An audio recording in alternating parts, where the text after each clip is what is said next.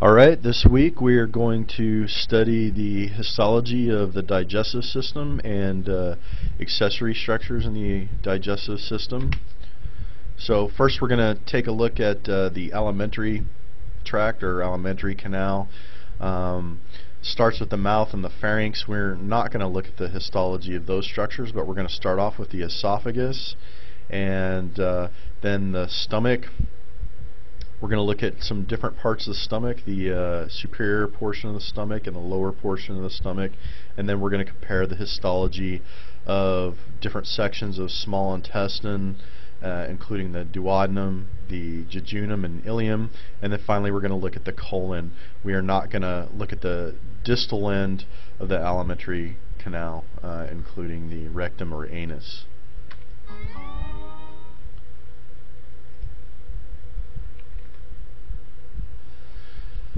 So this is a cross-section through the esophagus. The esophagus, like much of the alimentary canal, has a thick muscular wall and lots of connective tissue surrounding it and a thick layer of epithelium.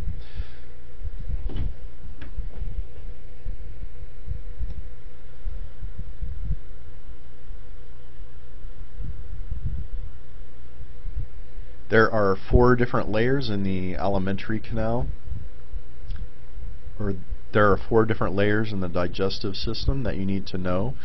The first layer is called the mucosa, and it's this layer you can see right here. The superficial-most layer of the mucosa is an epithelium, so that's what's going to line the lumen of the digestive tract. That's really annoying. I have no idea why it's doing that.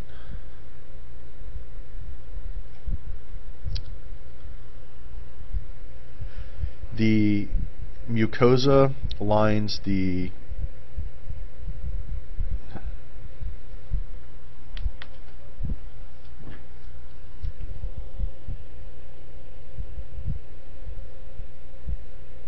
This is a section of the cross-section through the esophagus, and in this section you can see all the 4 major layers of the digestive system. So the superficial-most layer is called the mucosa, and the mucosa actually has 3 different layers to it. You have the superficial-most layer, which is an epithelium that you can see here. In this case it's stratified squamous non-keratinized epithelium. That's the superficial-most layer next to the lumen, which you can see here. Deep to the epithelium of the mucosa you have some connective tissue, which is called the lamina propria. That's really tough to see at this magnification. And then you have a layer of smooth muscle that you can see here, this darker reddish colored tissue. It's referred to as the muscularis mucosa because it's part of the mucosal layer. Deep to the mucosa you have the submucosa, which is composed of connective tissue. It also has blood vessels and in a couple places glandular epithelium in this region as well. Mostly it's connective tissue and has a fibrous appearance, and so it appears paler staining in section. Deep to the submucosa you have the muscularis externa layer. The muscularis externa layer is where most of the musculature is in the wall of the digestive tract. The muscle in most of the muscularis externa in most regions of the digestive system is smooth muscle, but in the upper part of the esophagus it can include skeletal muscle. And then finally the outermost layer, which you see here, is also composed mostly of connective tissue. It's referred to either as an adventitia or a serosa. It depends on what part of the digestive tract you're looking at. So superior to the diaphragm, it's referred to as an adventitia and is more fibrous in nature and lacks a mesothelium. Inferior to the diaphragm, it's referred to as a serosa, which is surrounded by a mesothelium. So Here's a higher magnification view of the wall of the esophagus where you can see the superficial third layers. You cannot see the adventitia or serosa in this particular figure. So here's this empty space is the lumen of the esophagus. Here is the epithelium of the mucosa. Again, this is stratified squamous non-keratinized epithelium. Should look pretty familiar to you at this point. You can see below the epithelium there's some connective tissue. This is still part of the mucosa. This is referred to as the lamina propria. The lamina propria is the connective tissue in the mucosal layer underneath the epithelium, which provides support and blood supply. And finally, underneath the lamina propria, you can see the deepest layer, which is still part of the mucosa, and this layer is composed of smooth muscle, so this is referred to as the muscularis mucosa layer. So the muscularis mucosa layer marks the deepest boundary of the mucosa. So this is all mucosa. Down here, this is in the submucosa. The submucosa is composed of connective tissue, but there is blood vessels and there's nervous tissue. In two places of the gut you can also find glands. One of those places is the esophagus, and so you can see these glandular structures here. These are mucus secreting glands, and they're simply called esophageal glands or submucosal glands in the esophagus. These secrete mucus so that when you swallow a bolus of food, as it presses against the mucosa, it's going to squeeze these glands in the underlying submucosa, causing them to release mucus, which travels through these ducts. That helps to provide lubrication to help ease the passage of food along the esophagus. Deep to the submucosa, you find the major portion of the musculature of the esophagus here. So this is the muscularis externa. Recall that smooth muscle is found in sheets, and so in most of the digestive tract, including the esophagus, you have two distinct layers of smooth muscle. You have the inner layer of the muscularis externa, which is also called the circular layer. Because these smooth muscle cells are oriented in a circular fashion, and then you can see the outer layer of the muscularis externa has a different appearance. These smooth muscle fibers are oriented perpendicular to the long axis of the gut here, so they're perpendicular to these fibers. So this is the longitudinal or outer layer of the muscularis externa. This is the circular or inner layer of the muscularis externa. And then finally you would have an adventitia or serosa out here, depending on what part of the esophagus you're looking at.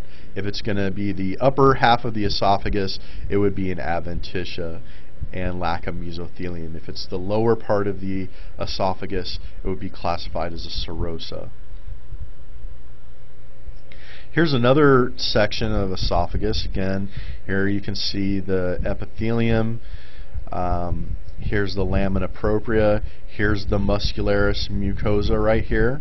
These structures, hopefully you can identify these by now. These are lymphoid nodules, those basophilic nodular structures that appear in the mucosa. Some of the larger lymphoid nodules can actually extend past the mucosa into the submucosa if they're large enough down here. Here's the inferior, or the deep border of the muscularis mucosa, so that's the lower boundary of the mucosa. So now this is all in the submucosa.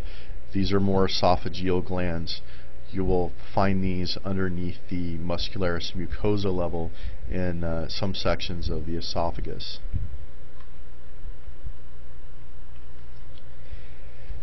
This is a section of the muscularis external layer of the upper third of the esophagus, and in the upper third of the esophagus you actually have skeletal muscle in this layer instead of smooth muscle. Most of the rest of the gut you have smooth muscle, but you can see these large skeletal myofibers and cross-section here. In this layer, which is the outer longitudinal layer, you can see them in longitudinal section. That's because initiation of swallowing that is voluntary, so you have skeletal muscle in the upper third of the esophagus. This is what the muscularis externa layer in the lower third of the esophagus might look like, and so you have two layers of smooth muscle. So the lower third is completely composed of smooth muscle. The middle third is actually a mix of smooth muscle and skeletal muscle.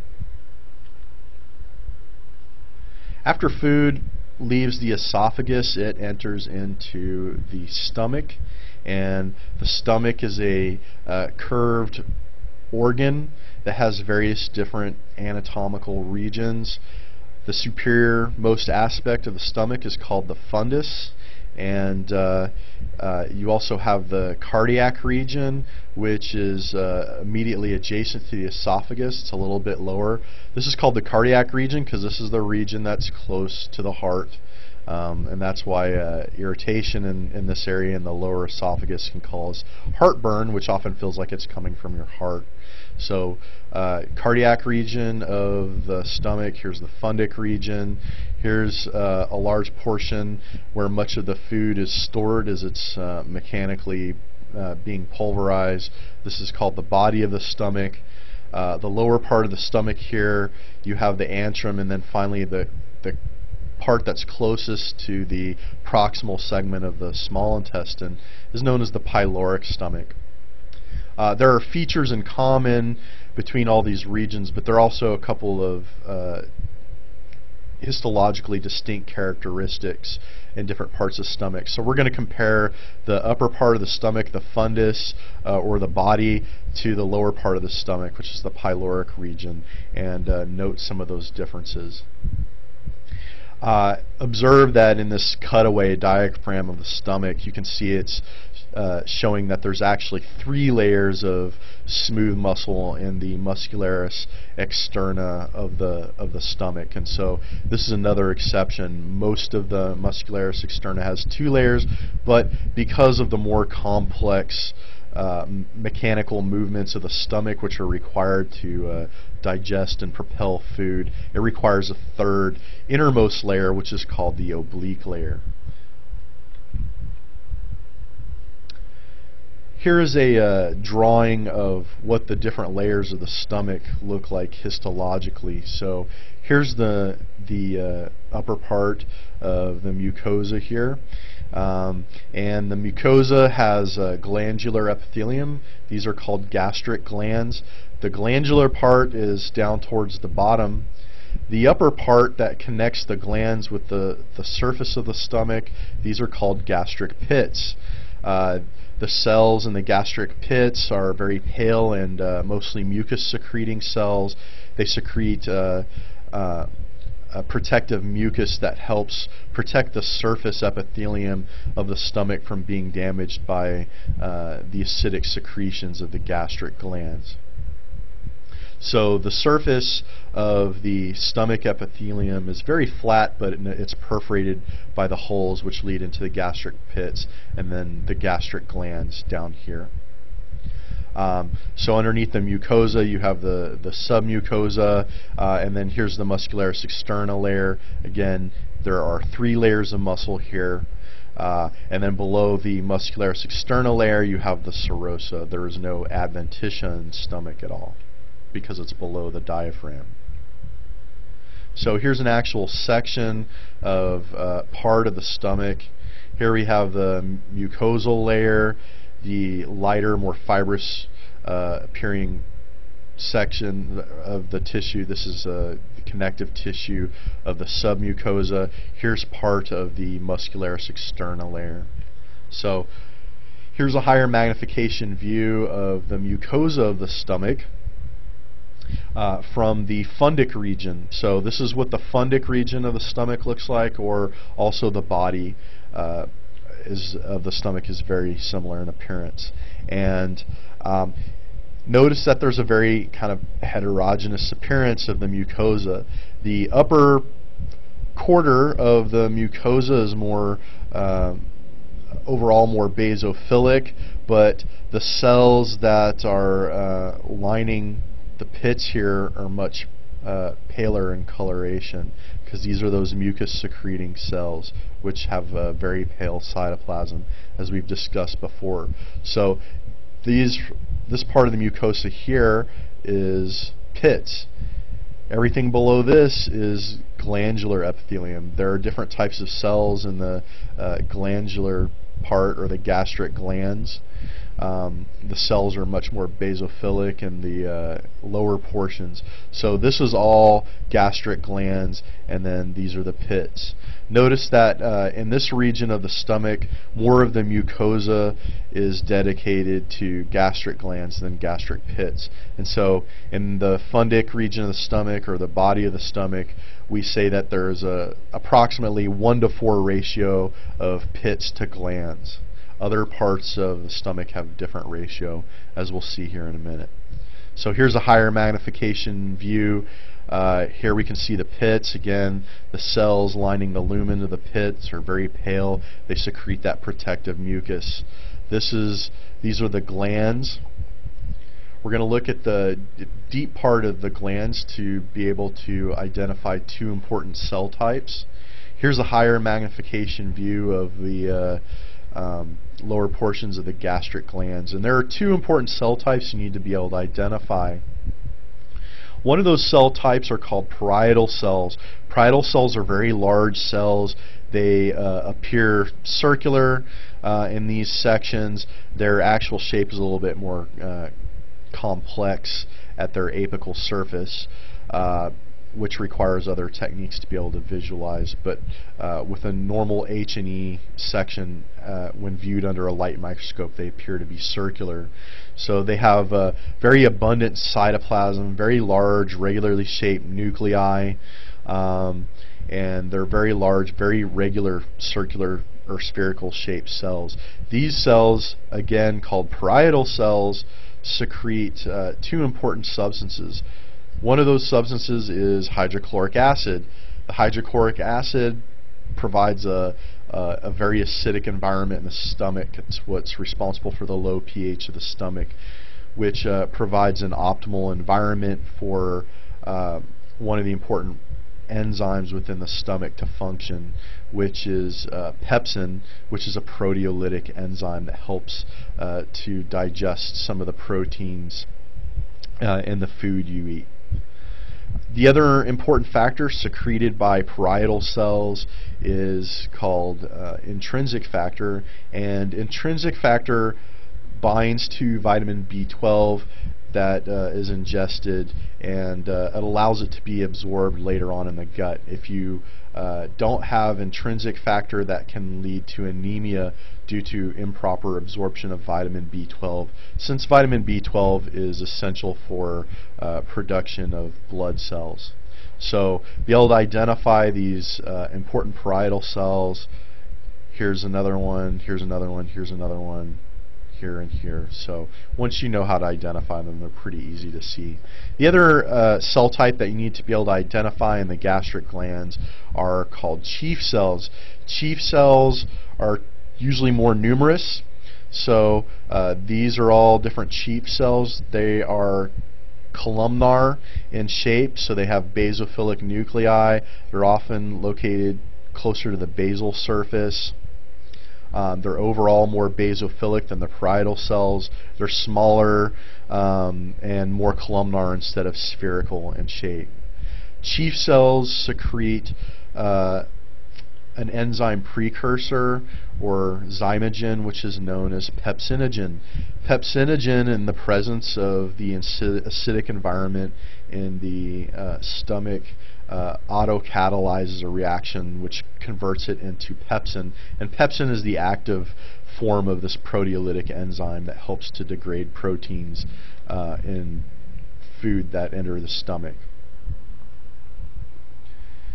Here's another high-resolution image of these two cell types in the stomach. So again, the large spherical cells are parietal cells, and here you can really see the columnar appearance of these chief cells. So be able to identify these cell types in stomach. This is shown in the fundic region of the stomach, but you can find them in all the portions of the stomach in the glandular regions. You will not find them in the pits of the stomach. Here's a section from the pyloric region of the stomach, and you can see that the mucosa has a different appearance. Note that the pits are much longer in the pyloric region of the stomach. So the pits in the pyloric region take up approximately half of the mucosa. The other half of the mucosa is occupied by the gastric glands. So in this region of the stomach, we say there is a 1-to-1 ratio of gastric pits to gastric glands. You can still find parietal and chief cells in this region of the stomach, so it's worth taking a look at those cells in both regions. Next, we have a section of the duodenum. The duodenum is the proximal segment of the small intestine. So when food leaves the pyloric region of the stomach, it enters into the duodenum. So this is a low magnification view of the duodenum. Here's the mucosa, here's the submucosa, muscularis externa, and then finally you have the serosa outside of there. Here's a little bit higher magnification view, and you can see this large folding of the mucosa and the submucosa of the intestine. So these structures, if you may recall, we learned this early on in the trimester, these are called plicae circulares. These are absent in the stomach. The stomach's very flat. But in the small intestine, these plicae circulares help to slow the movement of partially digested food from the stomach, which is known as chyme. And that gives the food time to, for the digested particles in the food. By slowing it down, it gives it time to increase absorption across the epithelium. So most digestion and chemical digestion and absorption of food occurs in the duodenum. If you look at the surface of the plicae circulares in the mucosa, you can see these finger-like projections, which also increase the surface area of the mucosa for food absorption. Recall the names of these structures are villi. And so again, the stomach does not have either plicae circulares or villi. So this is the mucosa. Here's the submucosa. You can see some glands in the submucosa here. So this is the second place in the digestive system where you have submucosal glands. The first was the esophagus. Everywhere else, all the glands are confined to the mucosa. Here's the muscularis externa, and here is the outer serosa. Here's a higher magnification view of a plicae circularis of the duodenum. Note that the plicae circulares in the duodenum are relatively short compared to the jejunum, which we'll look at next. They tend to be very broad, much broader than what you see in the jejunum, where they tend to be longer and narrower. These glands that are in the submucosa of the duodenum, these are called Bruners glands, and they are also mucus-secreting glands, as you can tell by the pale appearance of the cells in this glandular epithelium. And so the mucus secreted from these glands helps to neutralize the acidic kind from the substance. So this mucus secretion is slightly alkaline, and that neutralizes the acidic kind, preventing the delicate mucosa of the duodenum from being damaged by the stomach acidity. So in this view, you can see the epithelium of the mucosa. Here's a lamina propria. Here's the muscularis mucosa, this thin band of smooth muscle. Here you can see the Bruners glands in the submucosa. This is a section of the Jjunum, and it has kind of a similar appearance in that you have these Plaque circulares, but notice how much longer and skinnier they are. They're more elaborate. Some cases they tend to branch. So that's a difference from the Jjunum and the Duodenum. You also have a lot of continuation of chemical digestion and absorption of food particles in the Jjunum, though not as much as in the Duodenum. Here are villi on the surface of the duodenum mucosa, and here's an even higher magnification view. Recall that the epithelium on the surface of these villi is simple columnar epithelium. This is the most common epithelium that you find in the gut. So you have simple columnar epithelium in the duodenum, the jejunum, and the ileum, and then also later on in the colon.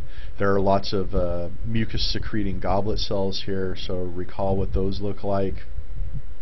Another cell type you need to be able to identify are in the intestinal glands. The intestinal glands you find at the base of the deep part of the mucosa, at the base of the villi, in between the villi. So here's a villus here, here's another villus.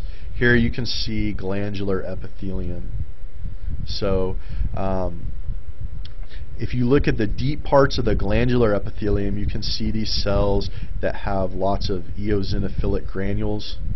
Here's a high resolution image of these cells. These are known as Pinet cells.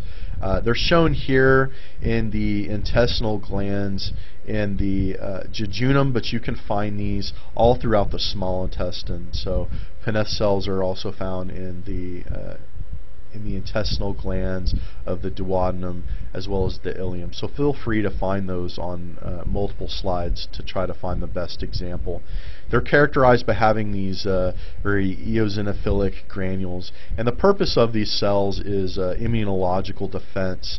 They secrete antibacterial enzymes which provide defense against bacteria, because you're swallowing lots of bacteria. The bacteria levels in the intestines are very high, so these cells help to provide some immunological defense. So be able to identify Pinet cells in the intestinal glands.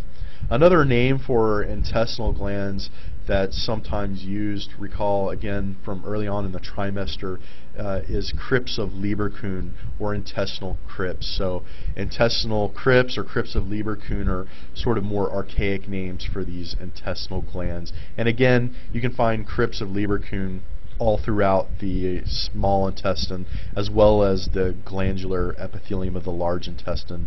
Those are also known as crypts of Lieberkühn. This is the distalmost section of the small intestine, also known as the ileum. So here's the mucosa, again highly folded with Plaque circulares. Here's submucosa, here's the muscularis externa, and then finally the serosa. Here you can see a specialized collection of lymphoid nodules, which is known as Pleuris Patch. We took a look at this last week. You can find Pleuris Patch in some sections of the ileum in the submucosa. So once again, here's a higher magnification view of Pleuris Patch. Here you can see the individual lymphoid nodules that make up these Pleuris patches. Now, one of your slides has showcases the Pleuris patch. They tend to be the older slides that are very faint. Other sections of the ileum that you may be looking at this week, you probably will not have these. Some of them do, though, so you may or may not be able to see it in the other sections, just depending where on the ileum it was sectioned. This is a section of the colon, or the large intestine. The colon differs from the small intestine in a couple of important ways. First off, the mucosa is very flat. There are no Plaque circulares and there are no villi, so it's relatively flat compared to the different sections of the small intestine. The reason for that is because there is essentially no absorption of nutrients that occurs in the colon. Mostly what's absorbed is water, so it doesn't require that large surface area. And even most of the absorption of water occurs in the duodenum. Another important difference you can see is in the muscularis externa layer of the colon. The colon has an inner circular layer and an outer longitudinal layer like other sections of the gut.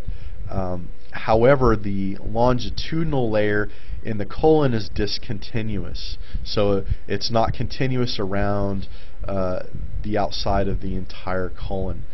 Rather, it is confined to 3 different bands where you have a thickening of the longitudinal layer. That forms these kind of bulging muscular structures which are called taenia coli. These are macroscopic structures that form little bunched up or lined-like structures along the outside of the colon. Here's a section of the mucosa and submucosa of the colon, and again, notice it's very flat. There are no villi. There are crypts of Lieberkühn here. In this case, these cells are mostly pale mucus secreting cells. There's lots of goblet cells in this area, so these produce mucus, which helps to facilitate the passage of fecal material along the surface. Here you can see a lymphoid nodule in the mucosa. Here you can see the muscularis mucosa of the colon, which marks the lower boundary of the mucosa. So this is submucosa here. See some blood vessels. You can see just a little bit of the muscularis externa here, the inner circular layer. Here's a higher magnification view of the mucosa of the colon. And again, note how most of these cells are very pale here, because most of these, their principal function is to secrete mucus. So that's major histological structure of most of the digestive tract. So now we're going to look at some important accessory organs that are involved in digestion as well. So this is a salivary gland. This is the submandibular gland, one of the important salivary glands. The submandibular gland is considered to be a mixed exocrine gland, which means it has serous secreting cells and mucus secreting cells. These have a compound tubulo-acinar arrangement, which is a complex arrangement, meaning there are tubular and acinar portions of the secretory portions of the glands, and you have branching ducts as well. So if you're you may want to go back and look at some of the notes early on in the trimester that talked about the structure of exocrine glands, if those terms are not familiar to you. Recall that serous secreting cells are pyramidal shaped and very basophilic and have kind of a granular cytoplasm. So those are these cells here. So these are all serous acini that you're seeing here. Mucus acini are present as well, so these are mucus secreting cells. They're also pyramidal in shape, but they are much paler, and you can oftentimes see the lateral borders between the cells. The lumens of mucus acini are usually larger and more easily visible, so you can see those here. So be able to distinguish between mucus and serous acini in this gland. Some of the acini are actually said to be mixed acini, where you have partly mucus secreting cells and partly serous secreting cells. This is called a mucus acinus with a serous demilune. The serous demilune forming that sort of typical half crescent shape. So most of the cells in the submandibular gland are serous, but there are plenty of mucus cells and some with mucus acini with serous demilunes. So see if you can make sure you can find examples of all of those. You can also see the ducts in the submandibular gland here. These ducts have a cuboidal epithelium and regular lumen. Some of these duct structures you can actually find stratified columnar epithelium, which is a rare epithelium. Here's another section showing mucus acinus with serous demilunes. So you can see several serous demilunes here on the structure. So make sure you can identify all of those structures. This is a section of the pancreas, and the pancreas has two essential roles. It is both an exocrine gland and an endocrine gland. So we're going to talk about this later on when we look at the endocrine system as well.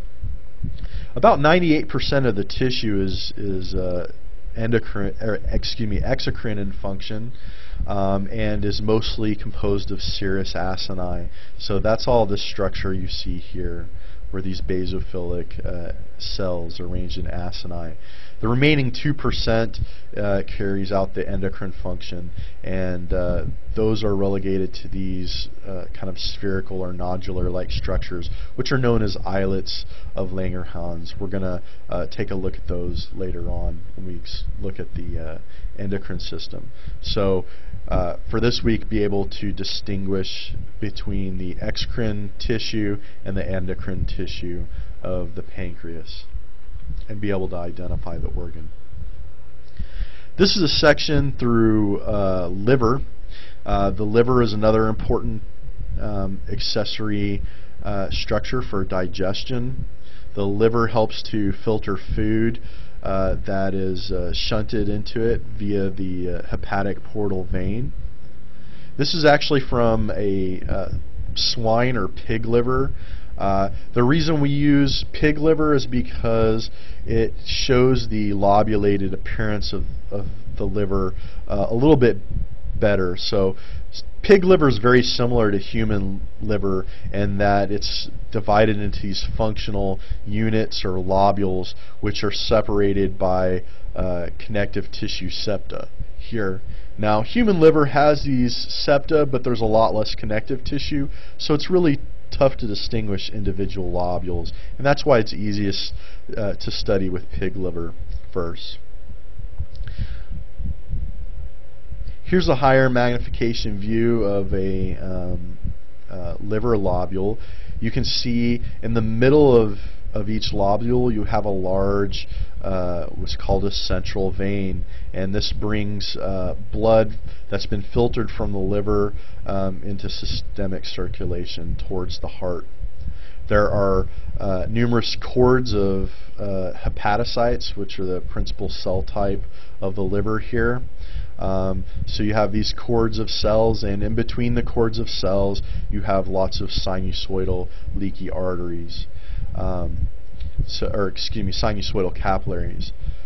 So blood filters through these hepatic lobules through the sinusoidal arteries, where they enter the central artery, in which they're carried away from the liver. If you look at the interstitial spaces in between the liver lobules, you can find these structures, which are known as hepatic portal triads. They're called hepatic portal triads because they have three structures in them, and are also associated with the hepatic portal system, which is a system of blood vessels that shunts blood from the gut to the liver before it goes to the rest of circulation.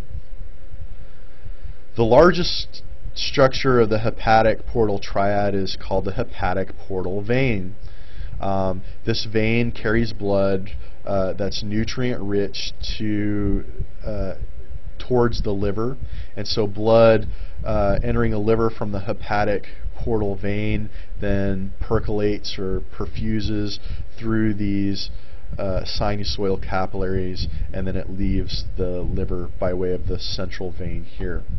There are two other structures as well. You have a hepatic artery, which brings oxygen-rich blood to the liver, and then you have this structure, which is a bile duct. One of the other functions of the liver, besides filtering out and cleaning out blood, is to synthesize and secrete bile. Bile is an emulsifier of fat, which helps to make fat easier to digest and absorb in the stomach. And so it's produced by liver hepatocytes, and it leaves the liver by way of this duct, which is called the bile duct. So be able to distinguish these three different parts of the hepatic portal triad. The hepatic portal vein is the largest, has the largest lumen. The hepatic artery has the thick muscular wall and the regular shape associated with arteries, and is smaller than the portal vein. And the bile duct has a more columnar epithelium that usually has deep basophilic staining nuclei, giving it this kind of a purplish or basophilic appearance. Here's a higher magnification view of the central artery, and in this image you can really see the sinusoidal capillaries really nicely. This particular tissue has been perfused, which has washed out most of the blood cells. So you can see the shape of the artery of the capillaries very well, and you can see the cords of hepatocytes in between them. This high resolution image really shows you the polygonal geometry of the hepatocytes really nicely, which are found in these cords. The final structure we're going to look at for the digestive system is the gallbladder. So the gallbladder stores most of the bile that's produced from the liver. Some of it goes straight into the duodenum, but most of it is stored and then concentrated in the gallbladder, which contracts after ingesting a fatty meal in response to hormone secretion. So the lumen of the gallbladder, which is right here, is where you have bile produced from the liver. Most of it enters here by way of those bile ducts, and much of the excess fluid from the bile secreted by the liver is absorbed by the epithelium of the mucosa of the gallbladder, which you see right here. Notice that the mucosa of the gallbladder is not flat. It forms these villi-like structures here, which can be very long and often branching, fairly elaborate. There is no submucosa of the gallbladder, so goes directly from mucosa to muscularis externa to a serosa. This is another section of gallbladder, and you can see in this particular section that some of these villi have gotten really long and fused with neighboring villi to form these little pockets or cavities. These are called sinuses of Rokitansky-Aschoff. These can be normally found in gallbladders of healthy individuals, but sometimes they are associated with chronic inflammation and may be indicative of some pathology in the gallbladder. So that's what we have for this week, and that's it.